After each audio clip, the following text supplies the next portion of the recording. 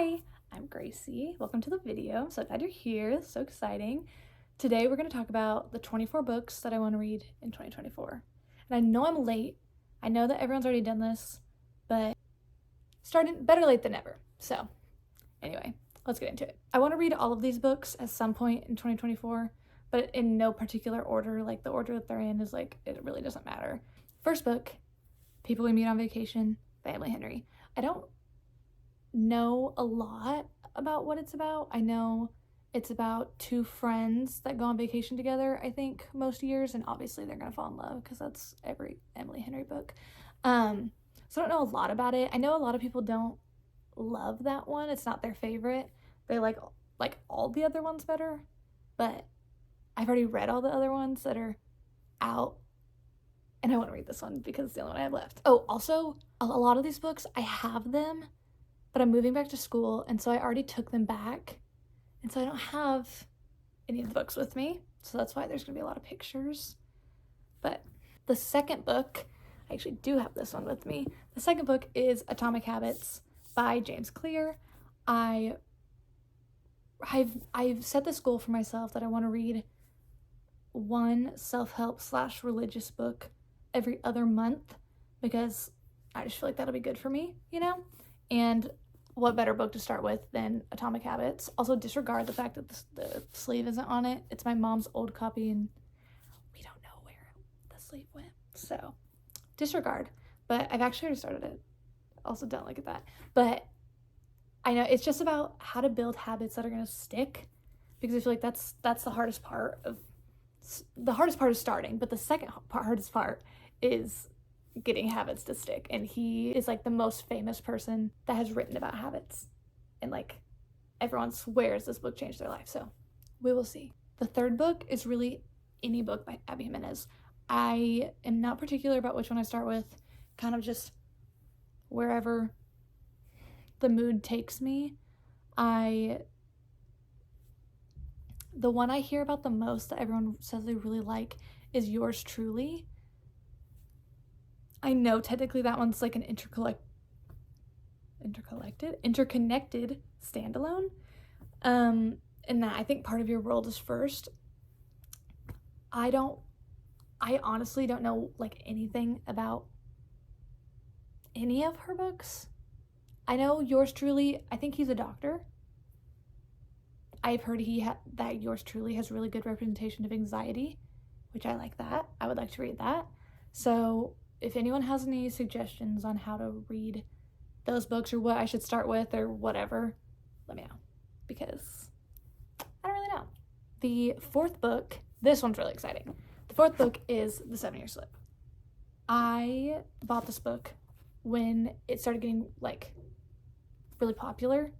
I was like, oh, I need to read that. That sounds so good. And then I never read it. So I want to read it. It's about this girl, and she moves into her aunt's old apartment, and it's magical realism. So it's like a little different, but she moves into her aunt's apartment, and the apartment sends her 7 years in the past. That's all I really know. But everyone loves it. I swear every single person I've seen read this gives it like 4.5, 4.75, 5 stars. And like, I need to know if I feel the same. So we'll see. This one I'm really excited about. I was really excited whenever I was hearing about it and like how much people loved it. And so I'm really excited to get into this one. The fifth book is A Good Girl's Guide to Murder. Again, it's like, I'm late to the game. That's like the trend for all of these books on this list, is I'm just behind, but I really want to read it. I don't know much about it. I know it follows Pip, and she has this like school project or something like that where she looks into this murder that happened in her town, and she thinks that they got the wrong person, something like that. I don't know, but again, everyone loves this. I'm loving mystery. I just read Deadly Little Secrets, I think it was what it's called, the Jennifer Lynn Barnes duology, and I really liked that. And this kind of gives me like similar vibes to that and like the inheritance games and stuff. The next book, Powerless by Lauren Roberts. I want to read this one so bad.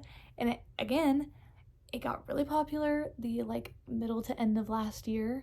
And everyone was like, I love this book. I love this book. I just haven't been into like fantasy recently. But when I get back into it, that's the book I'm going to because everyone loves it.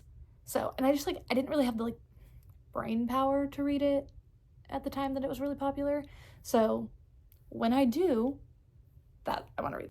It's about, I've heard it's like, I think people say it's similar to like the Hunger Games and ACOTAR, maybe something like that. That one, I really don't know what that one's about. I don't really know. Like I couldn't tell you anything, but I've heard it's really good, and so obviously I have to read it. Like all my favorite booktubers that have read it really liked it, so I'm so down. Next book, Ruthless Vows. I read Divine Rivals. I listened to it in one day, like while I was like cleaning my dorm and stuff.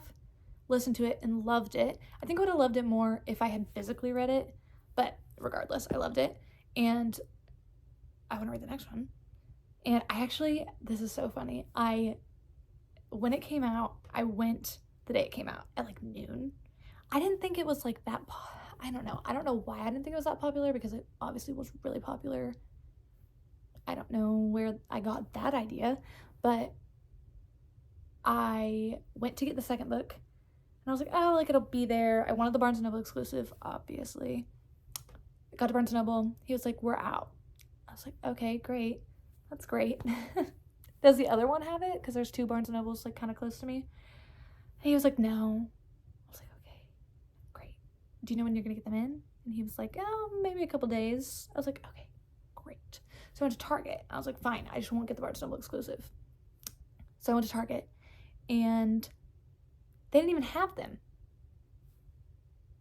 I don't really know how that happened.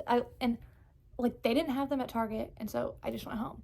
And then the next day, I went back, and I was like, "Do you have the books like at Barnes & Noble?" And he was like, "No." I was like, "Great." So I went back to Target to see maybe they just hadn't put them out yet. No, they still didn't have them. They didn't have them. I was like, "Okay, that's odd." And I called the other Barnes & Noble, the one not closest to me. I was like, "Hey, do you by any chance have Ruthless Vows?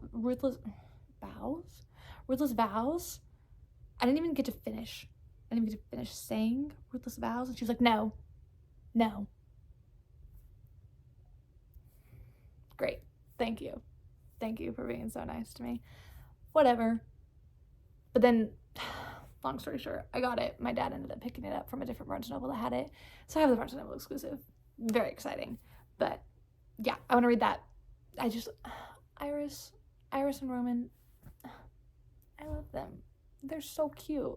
I did feel like this is like, I don't need to get into this, but I feel like the first book was more like a romance and the fantasy was like kind of there, you know, like the war was kind of there, but it was mainly just them. It was so whimsical and just so poetic. And so I'm excited to see how the second one goes. I don't know. I'm excited to see how it goes. So the next book is like the most obvious book ever. House of Flame and Shadow, Crescent City 3. Like, hello. I'm so excited. I read ACOTAR and Throne of Glass like my sophomore year of high school, and I'm a freshman in college now, and I just read Crescent City in June, like the first 2 books, and I'm obsessed. I cannot wait to see what happens in this next one. Also, I thought that there was only supposed to be 3 books, like period. I thought there's only supposed to be 3 books, but I'm hearing now that this isn't the last book, so I'm a little confused. So if anyone knows, let me know, because I don't really know what's going on. The next book, Funny Story by Emily Henry.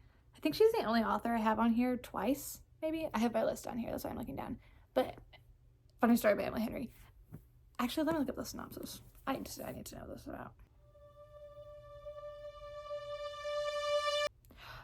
Oh, okay, this is interesting. Yeah, no, I'm really excited to read this one.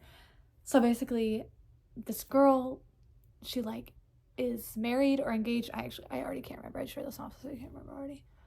She's married or engaged or whatever, and he ends up going back to like his like ex-girlfriend or something like that. Wait, now I need to look again because now I'm forgetting.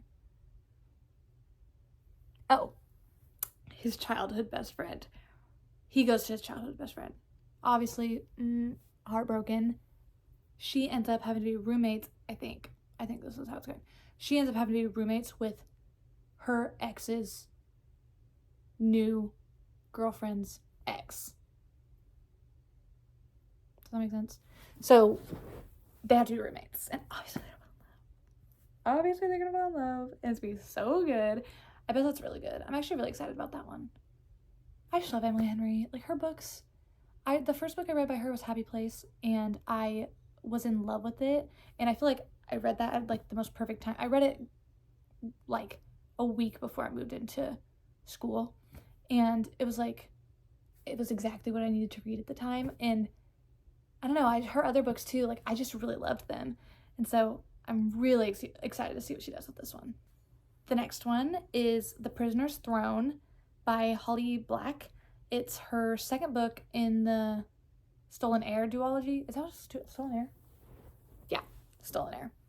I read The Stolen Heir recently, and I liked it. I didn't love it, but I enjoyed it. And the way it ended off was really interesting, so I'm really excited to see where she goes with that.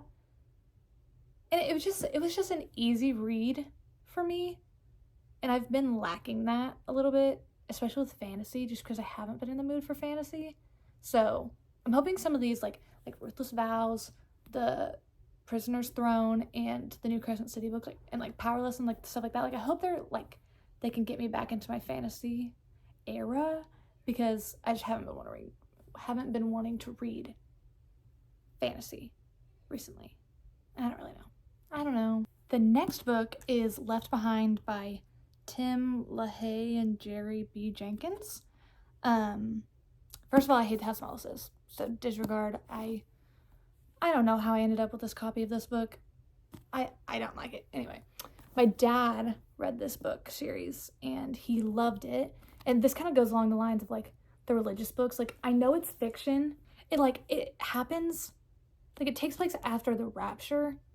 So the rapture happens and it's people that are left on Earth. So I want to read it because my dad loves it. And it kind of it's a fiction book based on revelations and the stuff that happens in that chapter of the Bible, or that book of the Bible, and it makes it into a story. Obviously none of it's real. We haven't had the rapture, but I just want to read it. My dad loves it. He's read them a bunch of times. There's a whole bunch of books in the series, so I want to read it. And it goes along with my religious book for the every other month. So, but I probably won't be reading this copy of it. So, the next book, Remarkably Bright Creatures. I've really only been wanting to read literary fiction recently. And it's probably just because I'm not in school right now, and so I'm not getting a lot of mental stimulation. So I know this will end once I start school again, but I'm basking in it while I can. I hear everyone talk about Remarkably Bright Creatures. I feel like that's one of the biggest literary fiction books that came out of last year, other than Lessons in Chemistry, which I loved. That was so good. So yeah, Remarkably Bright Creatures. It's an older lady loses someone. She experiences a loss in her family, something like that. And maybe she works at the aquarium. Let me look. Hang on. I just heard it's good. That's all I know. That's like me half the time. I'm I want to read this book because someone said it was really good and I don't know what it's about. Next. Get a grip. Okay, yeah, so she's a widow and she started working the night shift at the aquarium where the octopus is. Oh, but I was right. Her 18-year-old son vanished. That's not exciting, but I was right. So I did think that. I didn't say that, but I thought it. Okay, so it sounds like he helps her find her kid and they become friends. I'm not 100% sure. I've heard it's really good. That's all that matters. So, next book, Binding 13. I have to read Binding 13 this year. I own it on my Kindle. I have to read it because my favorite YouTuber, Destiny, she loves Binding 13 and like that whole Boys of Toman or whatever series. And so I have to read it. And I'm under the impression it's similar to the Addicted Sisters Calloway series. And I loved those books. Loved them.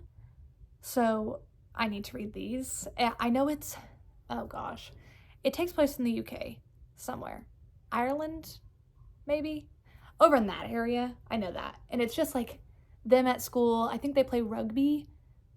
And it's kind of like just like a character study more than anything else. It's like more, it's character driven as opposed to plot driven. And I've heard they're big books, but I heard they're just like, they're so good. But I have heard there's a lot of trigger warnings for them. So maybe make sure you look those up if you want to read it. I don't exactly know what they are. So I also need to look them up apparently. But I want to read that one. Speaking of the Addicted series, Long Way Down.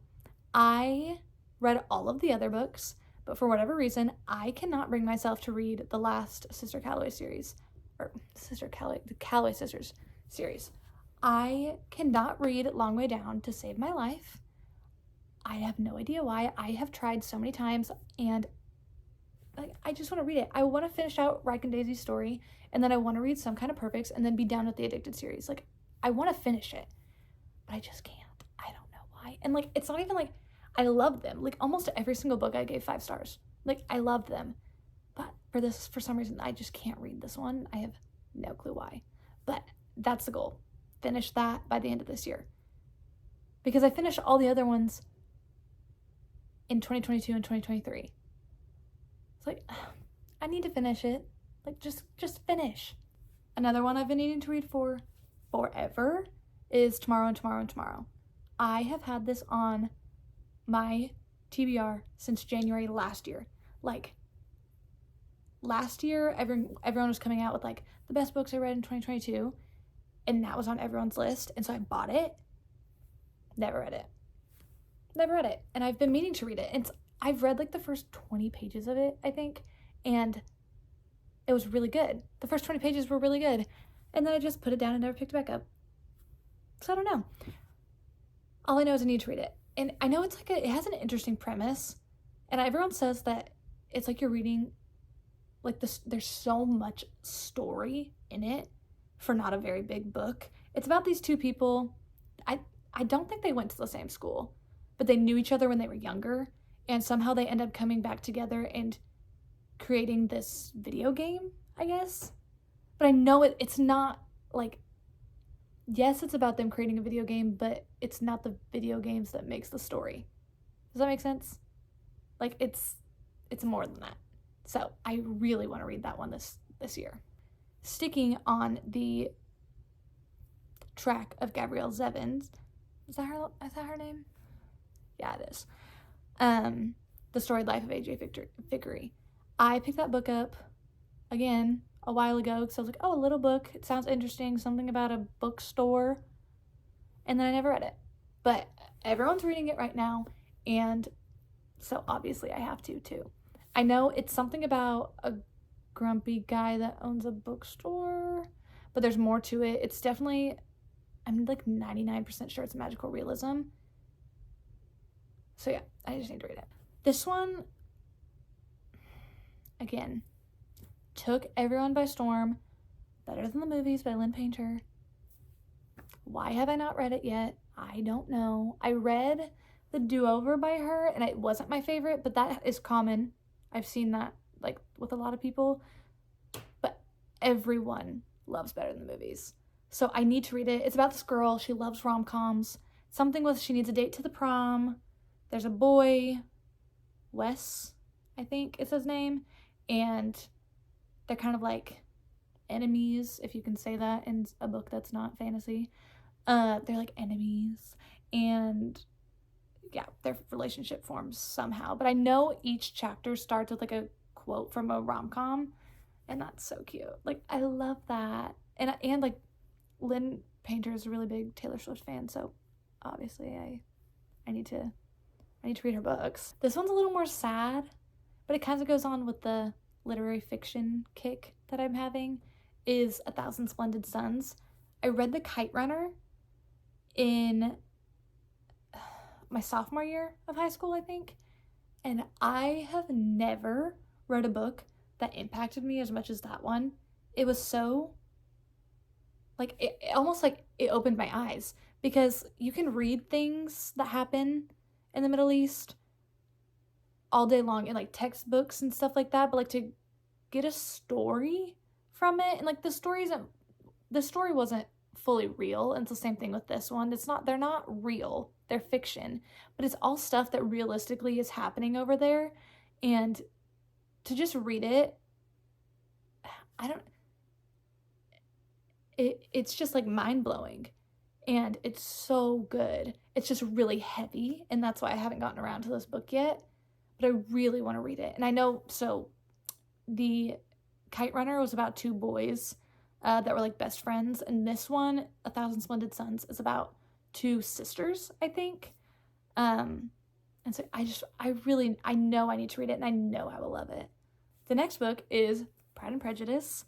I want to read a classic this year. I read a lot of classics in high school, like, for English, because I always took, like, the AP English classes. So I've read a lot of classics, and this is the first year that I'm, like, on my own and I'm not reading classics anymore. And I just want to read one. And this is the one I think I want to start with, just because it's easy. It's easier to read. Like, I just want to read one, and this is the one. I just feel like it'll be good for me to read. And, like, how nice is it to be able to say, yeah, I've read a classic on my own that wasn't for school. So, I guess I was like, want to be better than everyone else. Kidding. Anyway, but if you don't know what Pride and Prejudice is about, it's about a girl that needs to get married or something like that, and her and this guy. Actually, I'm not going to explain it, because I'm not good at the synopsis of books I haven't read. And it's just embarrassing. Anyway, next book. Again, these ones, I'm talking about these ones, you're probably kind of bored. But we're getting back to the good ones, I promise. The Go-Giver. I've read The Go-Giver, like, 3 times, and I love it. It's just an unconventional way to teach you really good messages, but it reads like a story. And that's what I love about it. Like, it's kind of hard to explain. It's about this man who wants to learn, like, the secrets to being successful, basically, and he goes to this guy's house that claims that he can give them to him, but the only way he is able to keep meeting with him is by putting into practice each rule at the end of each day, or by the end of each day. And so it's just, like, it follows his story of, like, trying to figure out what those are. It's a really great book, and it never bores me. It's always good to me, and I'm ready for another reread, basically. That's the moral of the story. Okay, Anna Huang, I've read so far all of her Kings of Sins books, and I really liked them. They're not 5-star books to me, like, they're not.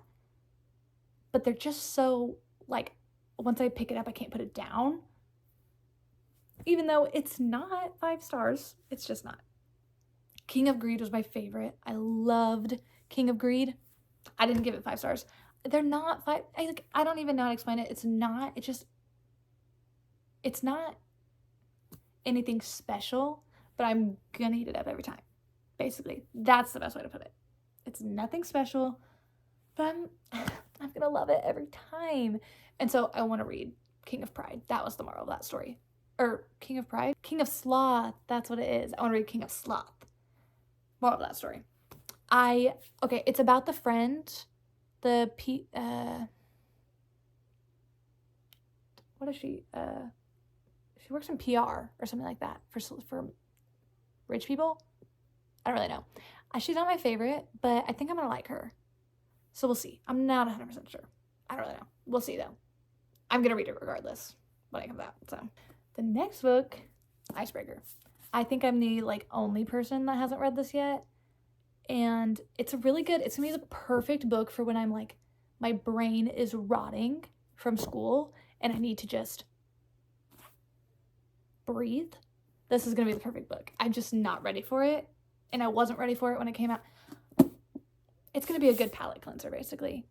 And that's it. It's about this girl. She's a figure skater, obviously, and he's a hockey player, obviously. But I've heard their, like, relationship is... I've heard there's not miscommunication in it. Correct me if I'm wrong. Hockey and figure skating. Like, that's the perfect combo, okay? I don't really care. I'm going to read it anyway. I'm going to read it, and I'm probably going to love it. And it's probably nothing special. But, you know, that's what more can I ask for? Love Redesigned by Lauren Asher. I read the Dreamland Billionaire series, and I loved it. I specifically loved Final Offer. That was so good. I loved it so much. And I really want to read Love Redesigned. I just really like her books. I love Lake Wisteria. That's so fun. Okay, I know he has something to do with real estate maybe? And she's like an interior designer, I think. And they were friends when they were childhood best friends, obviously. So yeah, I want to read that one. That's going to be, I know I'm going to love that book. And again, it's just like Icebreaker, where it's going to be a great palate cleanser. And like whenever school is getting too much, like that's going to be the perfect book for me to read. I bought it when it came out, but I wasn't ready to read it when it came out. But I'm getting there, and I know I'll get there at some point this year. So it'll be perfect. I'm excited to read that one. Last but not least, I want to try the Chestnut Springs series.